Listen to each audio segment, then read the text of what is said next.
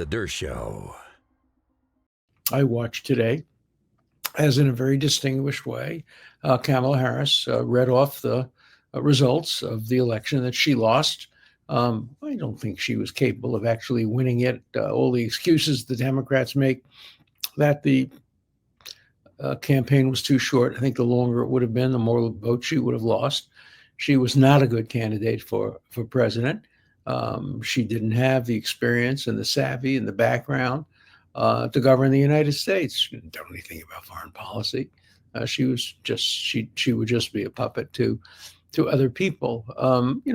Trump came in without knowing too much about foreign policy, but he really mastered it quite quickly and did a pretty effective job. I mean, my God, he was nominated for, didn't get it, of course, because he's Trump, for the Nobel Prize for the Abraham Accords, and did some other great things in foreign policy.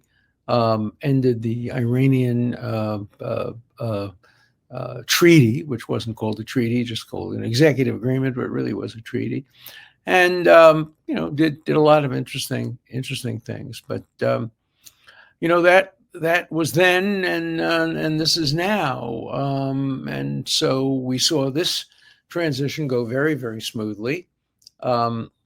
And he will be inaugurated on January 20th. I've been invited to a bunch of the inaugural events, but I'm a little too old for those crowds. So I'm going to stay home and watch it on television and root for Trump to have a great 4 years.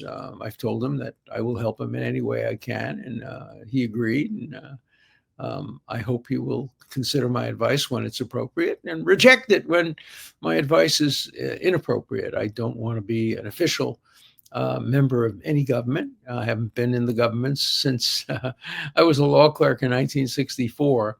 And that's about as close as I want to get to a government job. But I'm happy to be an advisor, a senior advisor, an elder statesman.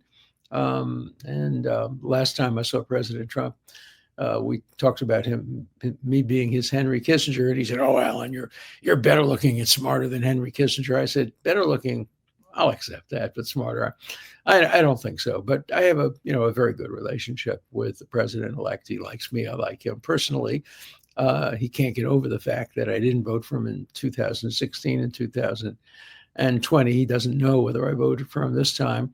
At the event that which I'll talk about, he, from the stage in front of 1,000 people, he said, "Oh, I'm sure Alan couldn't vote for Kamala Harris. I'm sure he voted for me, but he can't say because his wife, who is a Democrat, wouldn't like it if I said that." So he's convinced I voted for him. And I'm not saying